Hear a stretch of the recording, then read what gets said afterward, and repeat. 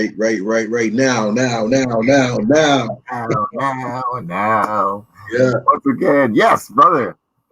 We're back. Reminisce Show. Reminisce Show, man. Every Tuesday, man, 7 p.m. We just come here to reflect, connect back to our roots, man, our traditions, the traditions of Sankofa, man, connecting the past, present, and future. You know how we do, man. We just vibing out, doing our thing. This is what we do. That's it, man. And how are you doing, though? I'm doing good, man. I'm doing really good. That's the last couple of days, I've been on my Busta Rhymes vibe and Tupac vibe, and just banging out some songs, man. I'm really focused on this little project. I don't want to talk about it too much, but I'll talk about it here because this is a special place. This is where you free up, man. Yeah, let us know what's going on, man. What's up? There's a Mindbender project coming before the end of the year. That's all I'm going to say. And okay, because when you say project, like there's many artistic lanes and yeah. Well, it's like, what are you talking about, man? Original Mindbender rapping. Okay, all right. Yeah. I'm so glad you brought that up because I do wear many expressions. You know what I mean? So I've been getting some beats. I don't talk about it too much, but I'm getting beats from a brother in Nigeria. So. Say a word. Speak more on that, man. Yeah, man. Yeah. This year I was like, let me try something different. And I was looking for a different sound this summer. And I just was poking around and I heard some beats I loved. And it turns out it was his brother that's living in Lagos. So I've been connecting with this cat in Nigeria for the last 6 months. And he's producing the whole project. It's the whole thing. And it's on some gangstar like Guru and Premier shit. And, RZA and Raekwon shit. So I just... one producer, one MC, and I'm feeling great about it. Wow, that's incredible, man. I love any kind of connection that brings us back to like the motherland, and especially with today's technology, and man, how we're able to utilize that and just build bridges. So that's real peace, man. That's real peace. Nigeria, man. Yeah, it's great. Yeah. So yeah, man. I'm really feeling good about that. I'm also writing a book, but I won't say nothing about that. It's just whoa, hold on, man. Like you're writing a book, like you got to give a little splash, man. Just a little. The only splash. It's a book about my concert history in Toronto. So wow, I'm starting to put it down. I'm not talking about it much, but I should start planting these seeds and letting people know. It's been a 25-year history, and I just. Because as you were saying, as you were telling me a story before we go, I was like, we were talking about the Decisive story, and I was like, was I there? And I've been to thousands of concerts, so I'm like, I need to start documenting this. So yeah, especially right now since we can't go there. I'm excited for that, because you've definitely been to a lot of concerts. You've written about a lot of concerts, and you have like a really like nice eye, when you explain things and how you're able to just bring like the listener or the audience along on the journey. You know what I mean? So that's going to be pretty exciting, man. That's a lot of years of content, of like not just going to concerts, but literally being like part of it. You know what I mean? Like, so you're so right. It's like a bystander. You're like integrated in the whole formula. You're so right. And I mean, it got to the point, it's just getting so deep that one of the flyers we pulled out a few weeks ago, my brain didn't remember it as sharply as I thought. And I was like, I have so many hip hop memories if I'm not having an instant flashback of the time where I hosted the Inspector Deck concert show at the Opera.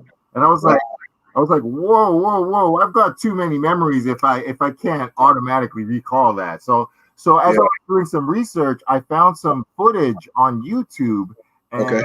And I saw the footage of me hosting it. I'm introducing Inspector Deck. No doubt. And I was looking at it and I was like, I am so far away from that version of me that I barely remember doing that.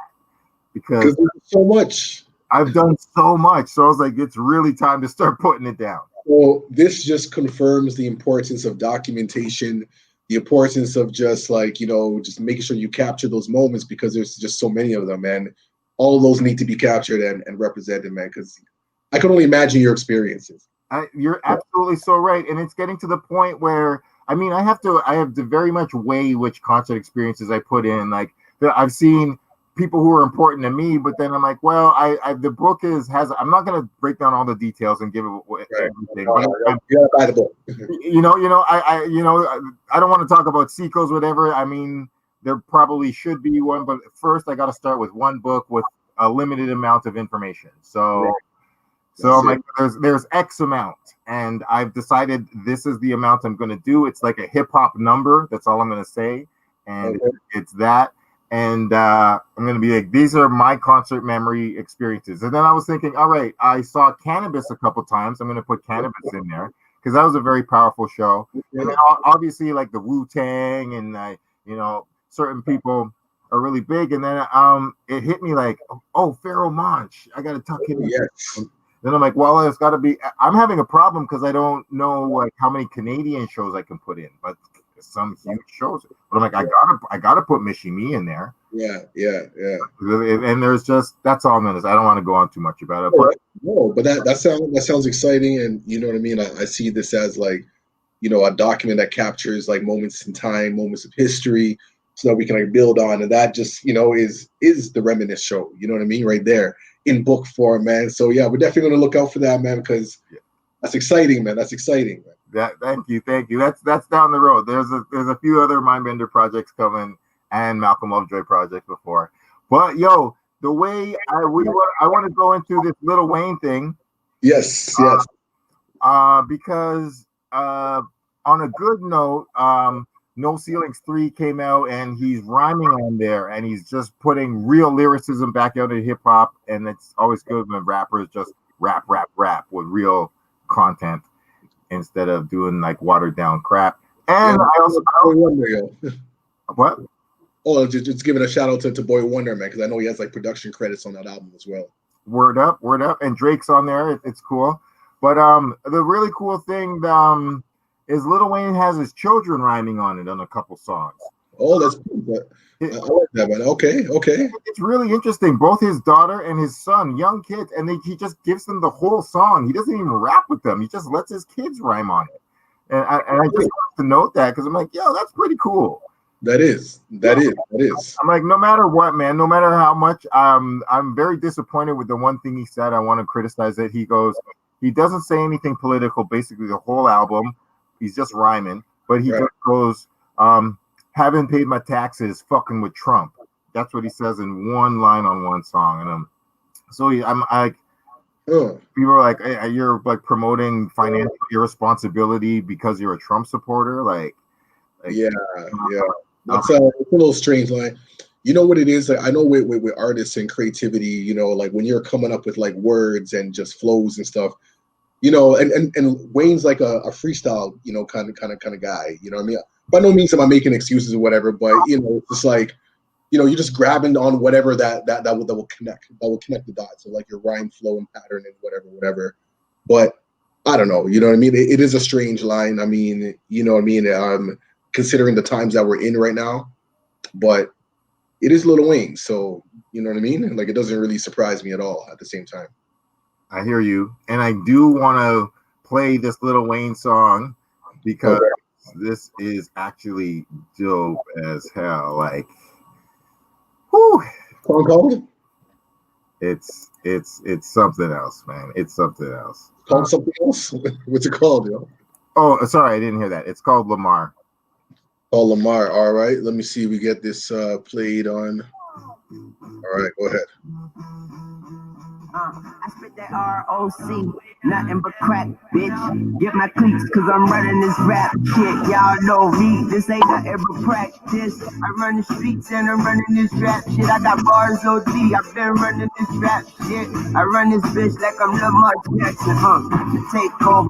The break's over, hit your brakes cause the race over. I'm the case closer, wipe your whole fucking face open. That's a makeover, lean, make every soda grape soda. Purple taste golden, make me have my skaters skate over. Take the place soldier, you a place soldier, you a snake, you a fake cobra. You ain't safe, have the safe open. I need payola, on your knees, nigga, where the keys? I'm like Beethoven, it's like bringing a knife to a gunfight, a pin to a test. I bring the night to his sunlight and zen to her stress. I bring the gun to a fist fight, the dick to her breast. She want to come on a tongue like it's meant to breath. This is grown man B.I. R.I.P.B.I. Nigga, you might be a C.I. talking to the FBI. Big B's to the east side. Now she's on my G5. Fuck on her to some C5. Cut on funeral and she died. Your peach ain't long enough. Your peeps ain't strong enough. Your beach ain't warm enough. You ain't been in the throne cause the seat ain't warm enough. And nigga, I'm the only one. I got the crown on. I'm the goat and you the pony, son. Don't let me do it till I'm done it cause I overdo it. The chopper was too big for me. Had to grow into it.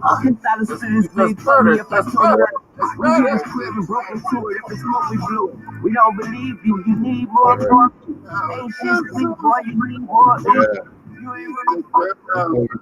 Definitely goes hard. But you see, like his flow, like he has that building blocks, like that's what I mean. So when he's rapping, he's just like you know what I mean, just downloading. You know what I mean? So he really just flows insanely. Like the whole song, he just obliterates it. Yeah. That's what I mean. There's so many examples in hip hop of. Honestly, this year it's been both Common and Talib Kweli and Black Thought, like people who I personally disagreed with morally, but they put out rhymes that are really fucking dope. And it's like, oh man, that's the whole separate the art from the artist problem comes up time and time again in hip hop. Because I was very disappointed in hip. I was like, I want to curse Lil Wayne for 4 years for supporting Trump. Right. But those rhymes are dope. But I'm still mad at him. Hey man, that's real, man. This is the complexities of the things that we go through in our experiences, man, when they intertwine and all of that, though. But there is. I like that there is intersections that we can agree on appreciation. It may not be every aspect of it or whatever, but we can find like our places where we build. You know what I mean? So that's good, man. But like speaking of building. We have like a special guest today, man. Like you always know, like some of like the illest people. I know that a couple weeks ago we were reminiscing on some old concerts. Well, kind of always reminisce on concerts because man, we missed them. No, but one in particular though, with Notorious B.I.G. man, Biggie. I don't know if it was like his first performance in Toronto or his only. His only. Oh, okay. Well, he only came here once. So we played some of that footage and it was crazy, man. We're just like looking at that and such like an epic moment in Toronto history and just hip hop history. But my mentor was able to find someone who was actually at the concert that day, man. So I don't know what you want to speak on, like how that link came about and the connection and all that, man. But we got some like eyewitness accounts, someone who's actually at the concert, and we're going to play some of the footage as well so people can understand the energy, like the vibration, man, just the hip hop in its purest form. You know what I'm saying? We got someone who was there. And this was like back in like 95, just to give a perspective. You know what I mean? So very, very different time era. Or was it 94? Anyways, we're going to get to those details. I think let's ask her about it, yo. Like, let's bring in our friend. I'm so happy to have her here. And, she's an artist. She's DJ, writer, thinker, Toronto historian. Good friend, and just she's right. Let's add her on this. Yes, peace. Welcome. What up, Hey, how's it going? Can you guys hear me? Yes, we got you, man. We good. Thank you. Yes. How you doing? Yeah, that concert was crazy. Oh my God. Yeah, I love telling Addie that story, and so walk us. Like what was happening that day? Like, was it like raining? Was there like a big promotion for this show? Like, no, it was summer. It was summer, I believe. Definitely summer. What I was wearing, it was summer. It was right after. I'm not sure if the full album had dropped or if it was the singles, Unbelievable and. What was the other one? The flip side, Juicy. Those two singles. I remember Cam and I used to play them a lot at CKLN. So like we were vibing with each other on that. The show happened. I went with a friend, whatever. And it was at the most illegal place ever. It was Girard and Yonge Street. Now it's all torn down. Okay. Yeah, all of that is torn down, but it was totally illegal. You had to go downstairs into the basement. I swear to God, I don't think there was a fire exit. there was no security between like the stage and the crowd. So it was just kind of like a whole crush of people. My shorty and I, it was kind of funny because like they're playing music. It was kind of sketchy. It felt like, like if you're at an MOP concert, so like, okay, some weird vibe, something's gonna happen. You don't want it to happen, but you kind of know that it will be this tale to tell. So you kind of are like into it, whatever. And so I guess DJ X was DJing. At one point, a bottle went flying over everybody's head. Then like the whole crowd ended up in this weird like circle thing. Everyone's like, ooh, whatever. The lights went off, and then everyone was really freaking out. And then the lights come back on, and then all you hear is over the microphone, "Will DJ X please come back to the stage? Will DJ X please come back to the stage?" So like my friend and I, we busted out laughing. We're like, oh my God, what the hell happened? Then Big comes on. He had like a bottle of Jack Daniels with him, whatever. And he comes out with his DJ. He's talking to the crowd a bit, and he's kept telling the DJ to just drop something. And then like, of course, I'm being extra with my friend, and I just looked at my friend. I'm like, why can't he just like freestyle? What the hell? Whatever. And then all of a sudden you hear Big looks at his DJ, because his DJ's really like trying to talk to him, and goes, "What? What's that? They stole the needles." And then he looked at the crowd and goes, "Wow, you people in Toronto are shysters." It was a very wild, it was a very wild concert. It was kind of like a house party out of control or whatever. The sound was okay. Like, if I'm going to be honest, it wasn't like the best. You didn't say like, oh my God, that was the best concert. But like, it was just like the energy and the vibe. And it was Big, and like his singles had just dropped. So he was like really exciting to be there. But it was a bit of a crazy crowd. How many people?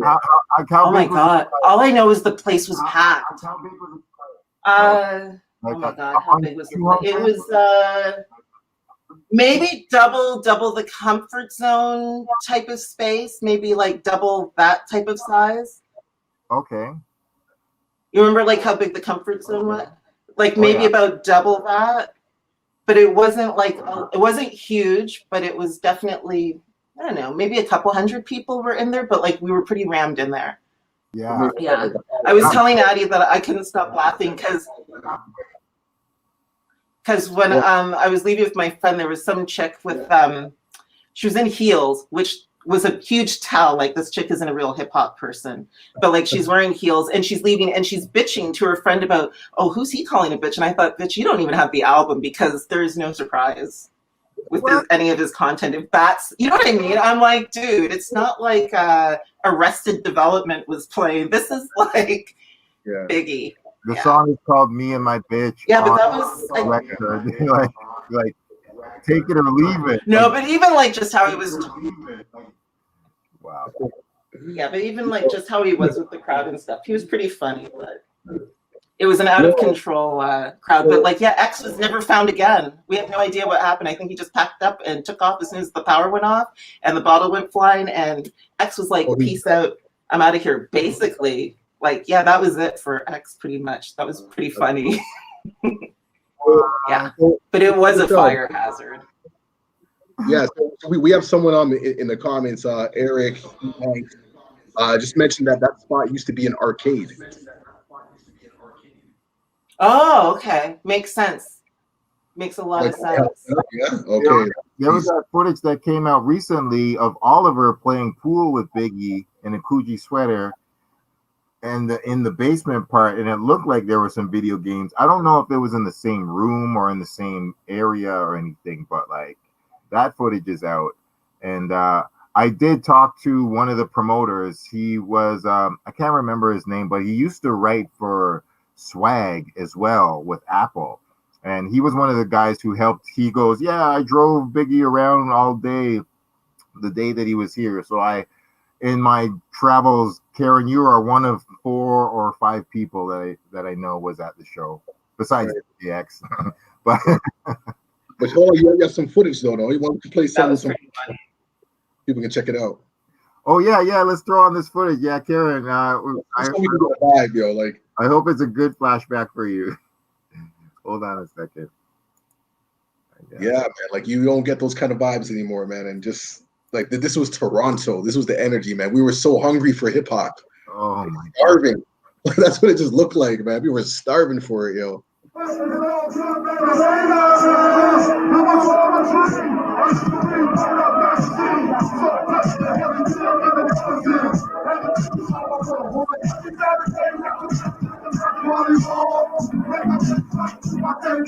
Sipping on Promise Cup.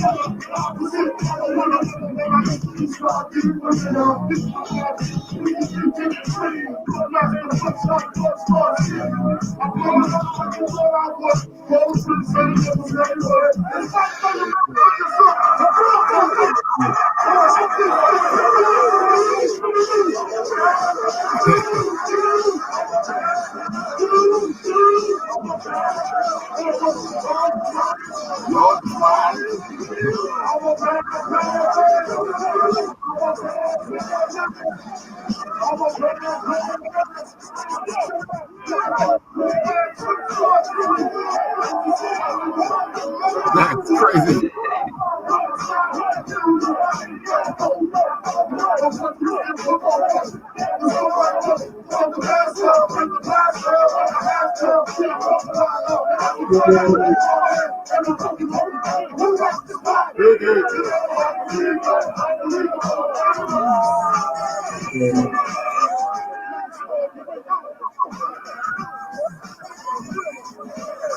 Oh shit.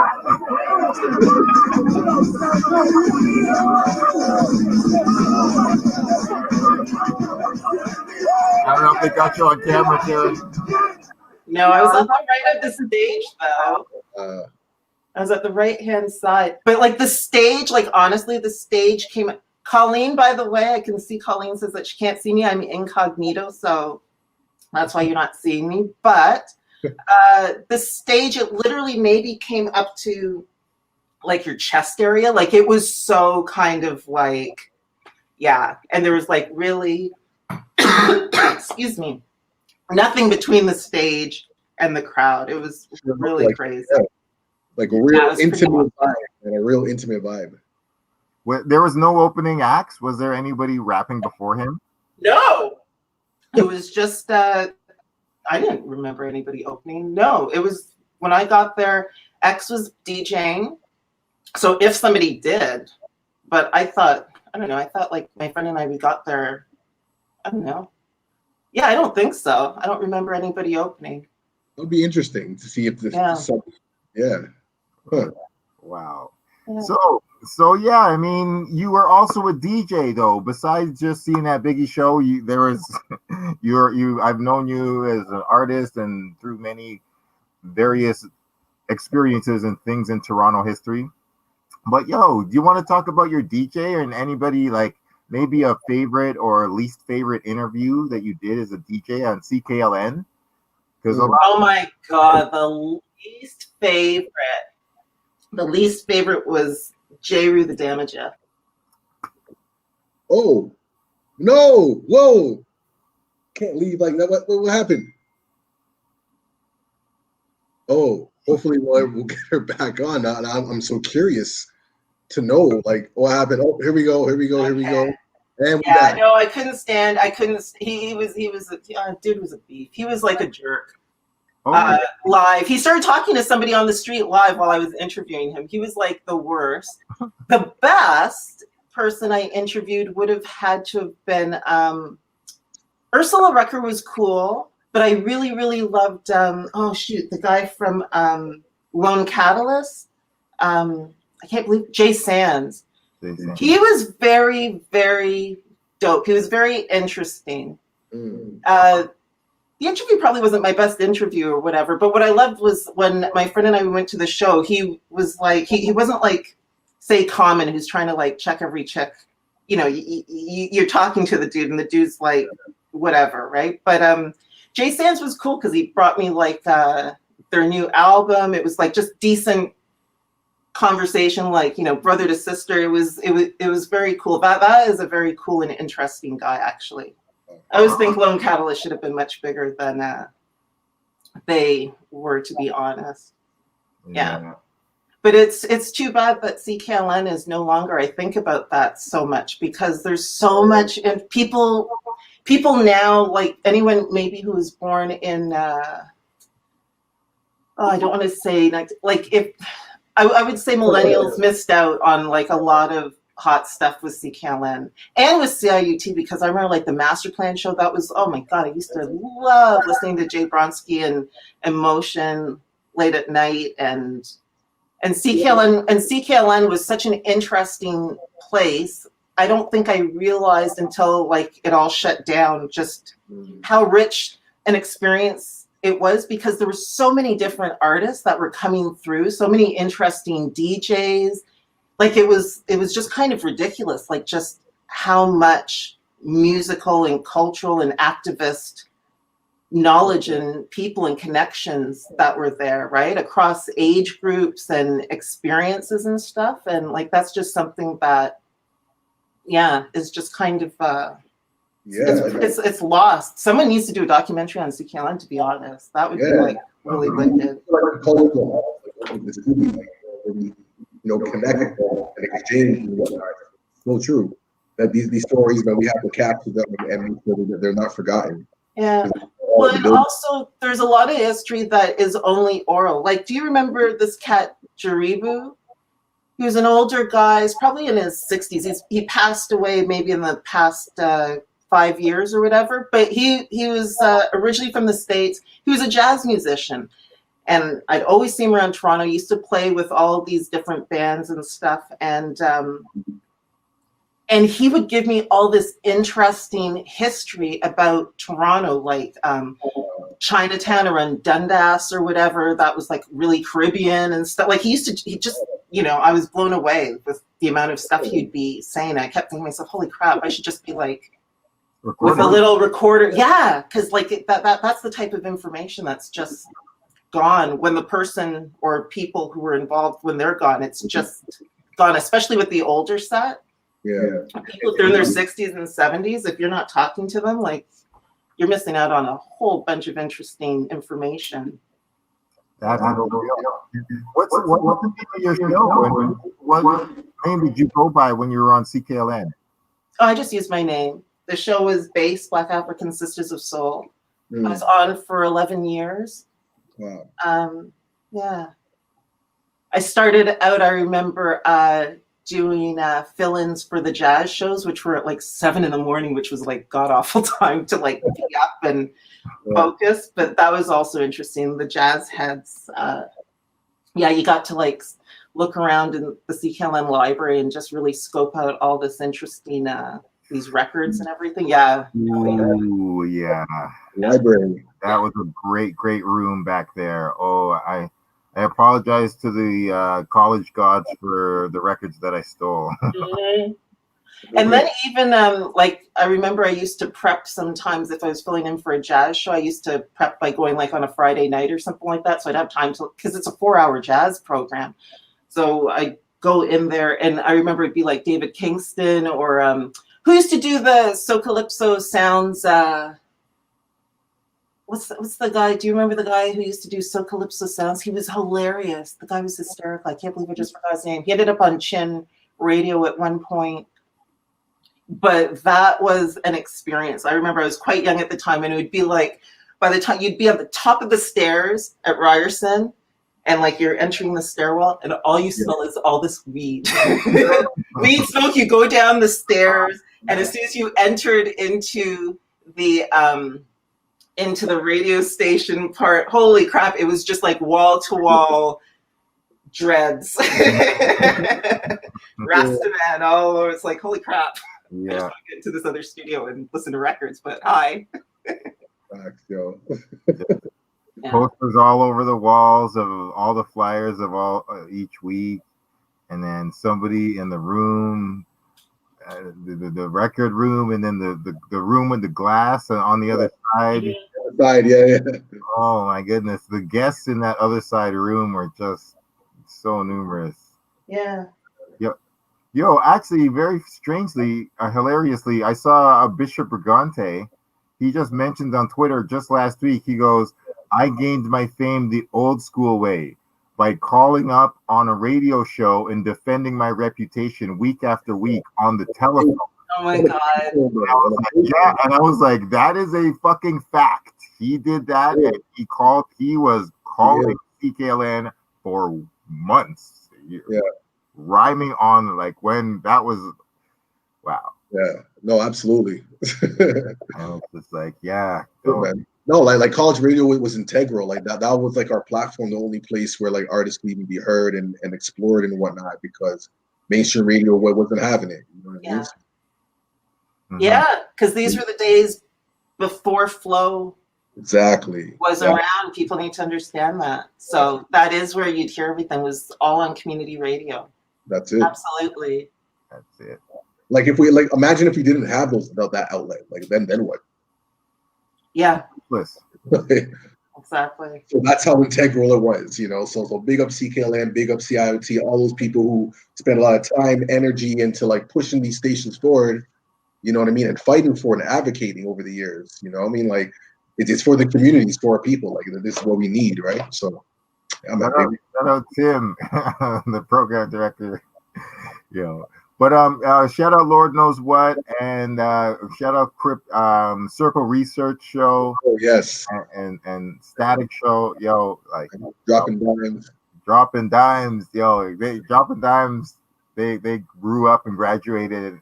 Shout out Mel Boogie, still carrying the torch for real. Mel Boogie, super, yo. Speaking of somebody one day. Well, hey man, Reminisce Show. This is what we do, man. Get back. And I would like to shout out Marva Jackson, who used to do Ghetto Music. That was the show that was on Thursdays in the morning, I think from like 11 to 2. She mentored me, and a lot of people were heavily influenced by her show, because not only did she put on a wide variety of Black music on her show, even just the way that she would do things, like, you know, reading stuff over beats. Right.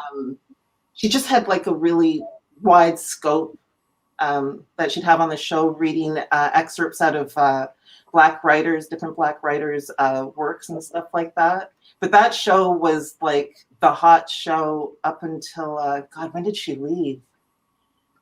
Because she was on in the 80s, late 80s to maybe like the early 90s, something like that. Okay. I could be wrong. I feel like she was on longer, like that totally predates me or whatever. But a lot of people may forget her, but she was like the Black community. That was the flippin' show, I have to say. Like whenever it was time for fundraising, like Ghetto Music used to, get all like the West Indians uptown.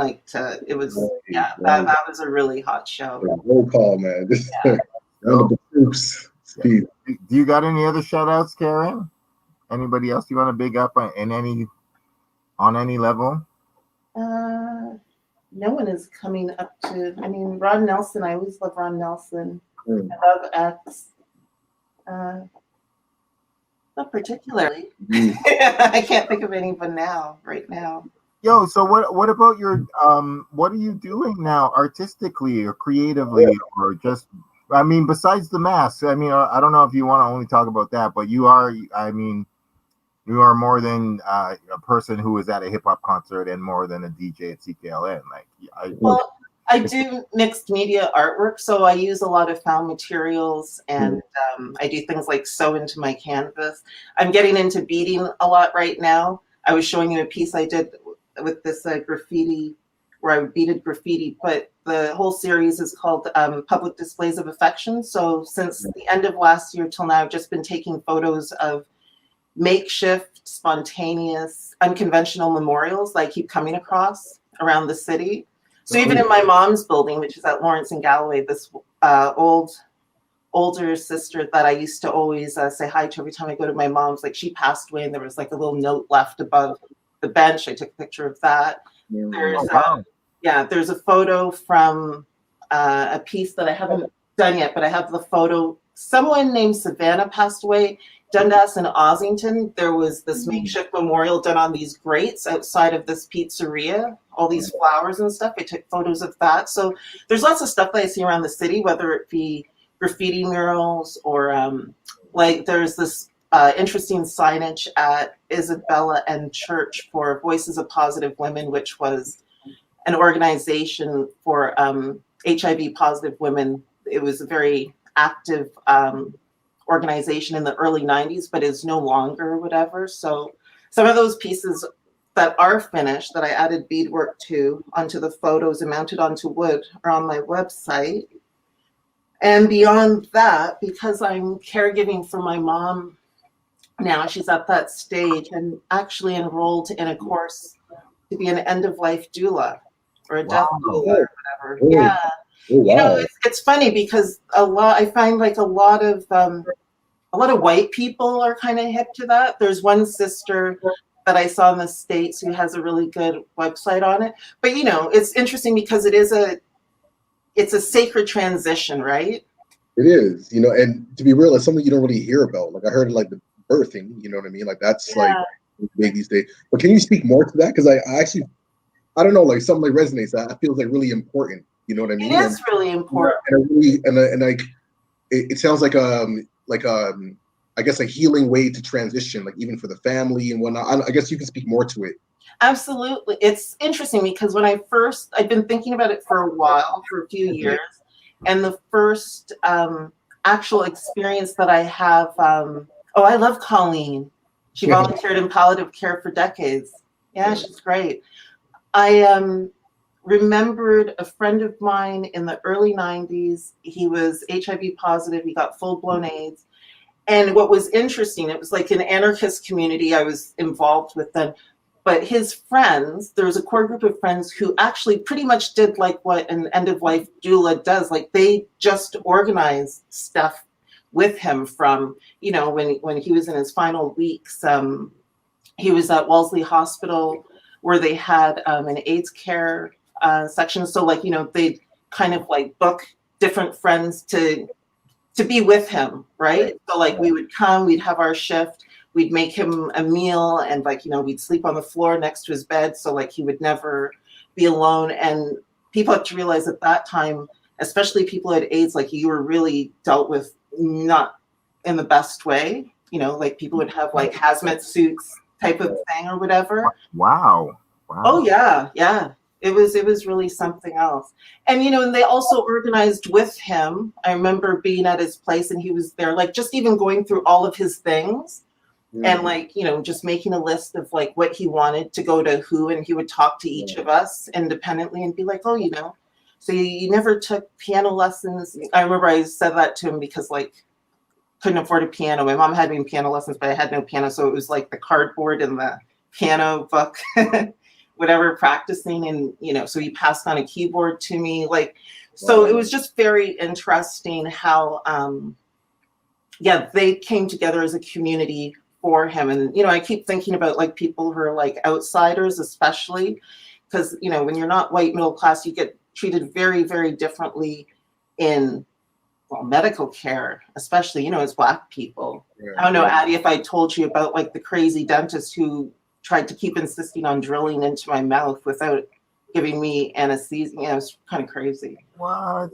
Yeah. But so like I kind of see that like for me, I would like to support people like us, like from certain class backgrounds, Black and brown people who are from communities that, you know, aren't really given a certain type of dignity or whatever. And it's really important, especially for people to understand, that transition period. I'm reading a lot of books right now because my course doesn't start until February or whatever.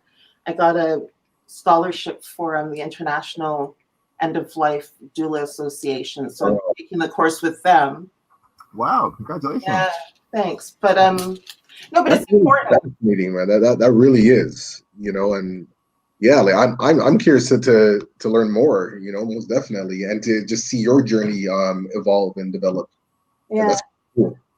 Well, it's interesting because now that I'm looking after my mom more, because she's in her mid-80s, whatever, and so like it's a very real thing for me now. But also because I keep thinking of other people who don't have a child, they don't have somebody there that's helping to look after them or advocate for them, or maybe talking to them about what do they want. Like I have a basic understanding of some of my mom's like desires around medical care, for example. Like, she's like, don't do this. If they want to do this to me, don't let them do it. I'm like, okay, I got you. But I think it's important. It's an interesting discussion because we really don't think of, it's almost like death is like a losing thing. Like, oh my God, the person died, whatever, as opposed to like the quality of life. If somebody knows that they are near the end, like whatever age. And then what's interesting too, especially because now I'm talking to Hospice Toronto because I'll be volunteering with them. They have this program for children who are caregivers, which is also pretty interesting because there's a lot of young people who have to take on very adult roles, right? With a family member, who may, That's interesting. Yeah, it is. Oh, wow. Okay. Because it really is the quality of your life when you're going, right? Like sometimes people are like, save this person, save this person. It's like sometimes it's like you just need people there to help you figure out like how you're feeling, like take space with you and let them express, how they're feeling if they're having life review or whatever. And an interesting thing with the end of life doulas is they also do legacy projects, which is so that's one area that I think I would be good in as a creative person. And since a lot of my artwork has to do with loss and memorialization and stuff, they have these projects that you can do with that person, their family members. It can be around memories or, just creating something with them. So like, when the person's left, like maybe it could be like an art piece or something. It could be a book of letters. It could be a booklet of, I don't know, some of their favorite whatever, maybe recipes or, you know what I mean? Like just whatever it is that they want to pass on. And yeah. That's amazing.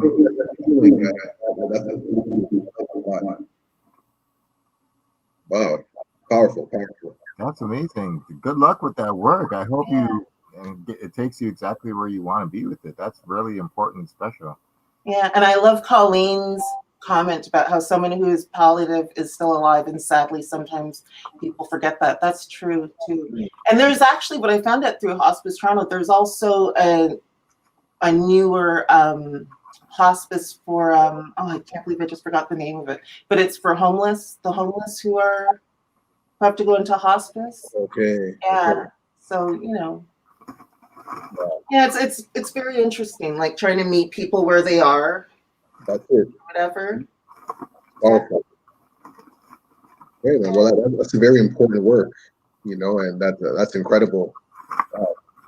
Yeah. All right. So Menda, you have the what do you call it? What's Addy got in his bag? What's he got in his bag?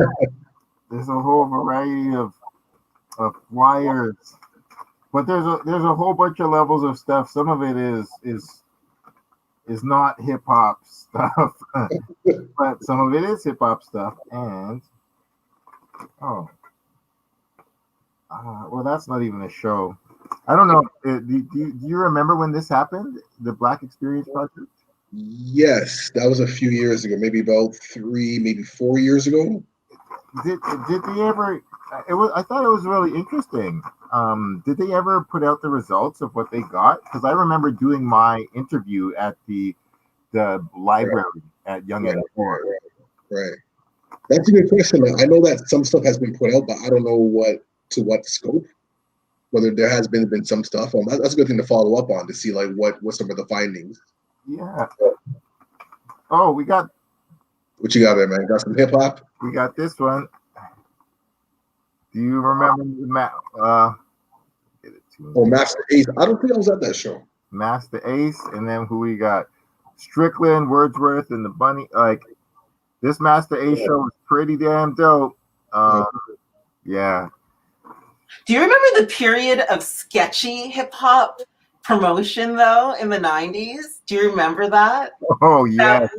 That one amazing show. Oh my God, that I was so pissed off that never happened. It was was it at like Varsity Stadium or whatever? It was like Method Man, Redman.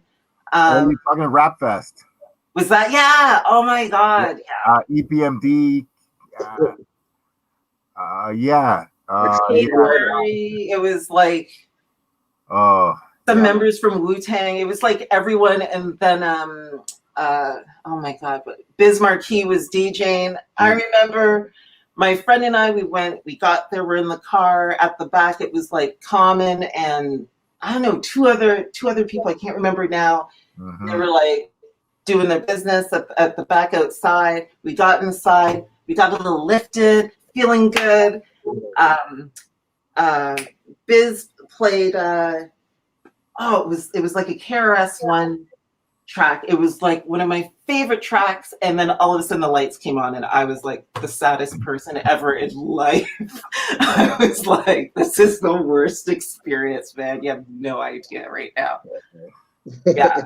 And then there was that whole story about how Method Man and Redman chased the promoter or whatever, and Keith Murray or something. There was that whole story. They wanted to get paid, and then like they said, now at this point this is hearsay because I did not witness this, but the hearsay was pretty damn funny. They said that they chased the man down for the money. The man got the money, but it was in Canadian, and they were like, "What the fuck is this?"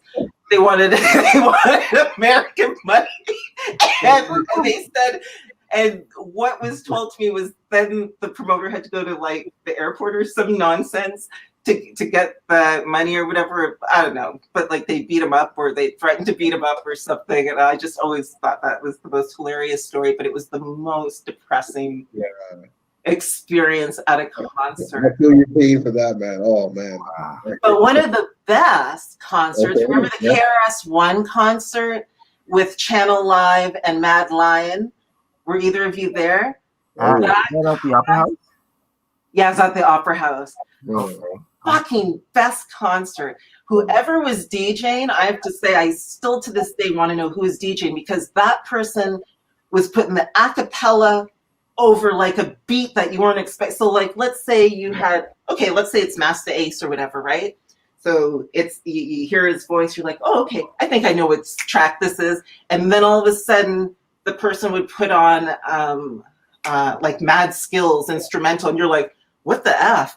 Like it worked, but you're like, what the F? I wasn't expecting that. And it was like every effing song. Like after the fourth time it was done, my friend and I looked at each other and were like, oh, that's it. That's wow. It was so good. And then like KRS-One just comes through the crowd. I didn't realize how tall he was until like, he came through the crowd. But that was like one of the best concerts. Oh my God, that was such a good concert. And in the audience, it was like rap royalty, Toronto rap royalty in the audience. It was beautiful. Yeah, Michi Lee had Dream Warriors over on the other side there. It's like little factions of people that you just recognize. You're like, oh my God, this person's here, that person's there. But yeah, that is like one of my favorite. Oh hi Kitty Pie. But that was like one of my favorite concert memories for sure. Amazing. Thank you. Wow. Well, thank you for being here and sharing some of these like incredible like gems, super exclusive. We'll have to have you back on again. All right. Yeah. I know there's more. I know there is. I can feel it. Yeah, for real. If you would want. So, thank you for being a guest, though. And honestly, that was perfect because this is what we're trying to do. Just reminisce on the past and bring it right back to the present and just have it guide our futures because, we don't want to. I mean, all of us, it's so funny. We make all the jokes and just be like, oh, it was better back in the day. And, now I'll like it's so good to see your daughter come up here, Neil, because it's like, there was a time where, we were all young kids in hip hop and Nas was 19 and, Prodigy was 19 and all these things. We were all teenagers and it's like, wow, here we are. So we were just trying to carry on. Thank you, Karen, so much for bringing the Biggie story and all the other things. Cause I mean, I didn't even know that you were doing the doula stuff, but that is literally ties into the whole idea of the show. Cause before things die, you know, you have to give it the moment of tribute and honor and praise, which is what we're trying to do. So peace to all the African traditions that we're trying to keep alive. Thanks for having me. Yes. No problem. And Neil, you want to end off with the classic Reminisce outro? Well, you got that? Yeah, no, I'm done now. I think Karen was said thanks and she's out. Okay, all right. We out of here, man. Okay.